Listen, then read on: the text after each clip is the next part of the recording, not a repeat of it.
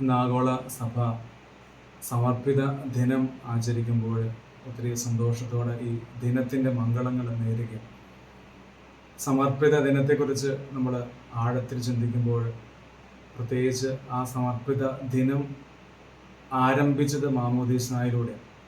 ആ മാമോദീസായിലൂടെ നമുക്ക് നൽകപ്പെട്ട ആ ഒരു വിശുദ്ധിയുടെ വസ്ത്രത്തിൽ നിന്നാണ് നമ്മെ ഓരോരുത്തരെയും ദൈവം വേർതിരിക്കും. പ്രത്യേകിച്ച് മാമോദീസായിലൂടെ പിതാവിൻ്റെയും പുത്രൻ്റെയും പരിശുദ്ധാത്മാവിൻ്റെ നാമത്തിൽ നമ്മെ വേർതിരിച്ച് പൗത്രീകരിച്ച് വിശുദ്ധീകരിച്ച് ലോകത്തിലേക്ക് ദൈവം നമ്മെ നൽകുമ്പോൾ എന്നെ വേർതിരിച്ചത്, എന്നെ മാറ്റി നിർത്തിയത് പ്രത്യേകിച്ച് ക്രിസ്തുവിന് വേണ്ടിയാണ് എന്ന ഈ ദിനം നമ്മെ ഓർമ്മപ്പെടുത്തുന്നു.